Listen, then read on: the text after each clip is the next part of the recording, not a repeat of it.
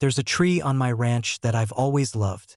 It's a massive oak, older than my cabin, its branches stretching wide to provide shade for my horses and a home for countless birds and squirrels. Over the years, I've watched it grow, watched it weather storms, and watched it give life to the land.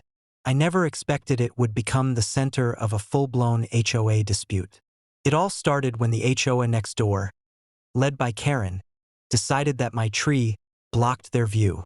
She didn't just complain politely.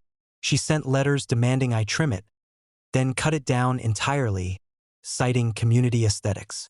I ignored the letters at first, thinking it was just empty threats. But then one morning, I drove down to the edge of my property and saw a crew from the HOA with chainsaws, measuring tapes, and a clipboard. I ran up, shouting, "Get away from that tree!" Karen, clipboard in hand, waved me off. "This tree obstructs the hills. We've voted to remove it. Step aside." I knew arguing wasn't going to stop them, so I stayed calm. I called the sheriff and documented everything. The contractors hesitated once they realized a law enforcement officer might be involved. But Karen, as usual, kept pushing, shouting about bylaws and community rights. By the time the sheriff arrived, the situation was tense. He gave Karen a long, hard look, then said, "This tree is on private property. You are trespassing, and these contractors will leave immediately." Karen sputtered, red-faced, while the contractors quickly packed up. I went to inspect the tree. It had been scratched in a few places, but it was alive. My relief was short-lived, though, because Karen immediately filed another complaint, claiming the tree was unsafe and threatening another demolition attempt. That's when I decided to turn the situation to my advantage.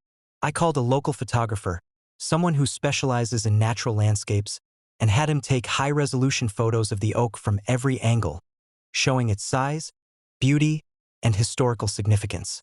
Within weeks, the images were circulating online, appearing in local magazines and websites. It quickly became known as the giant oak on the ranch with the unbeatable view.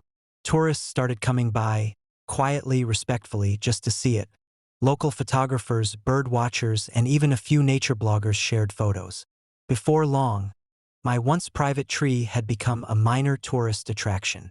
People came to my property just to snap pictures, stand under its branches, and admire the view. The irony was delicious. Karen had cut it in half? No, she hadn't succeeded. And now, the very tree she tried to destroy was attracting more attention than any of the subdivision homes ever could. I posted a small sign at the edge of the property, "Photo spot enjoy, but stay off private property." Local news even picked up the story. HOA attempts to destroy historic oak. Residents celebrate its survival. Karen's reputation took a hit. Homeowners whispered about her overreach, her arrogance, and her inability to see beyond petty disputes. And me? I get to enjoy my tree every day. My horses graze under its shade, birds nest in its branches, and photographers occasionally leave small donations for maintaining the land. That tree, once a target of HOA bullying, has become the crown jewel of my ranch. Karen thought cutting it down would give her a better view.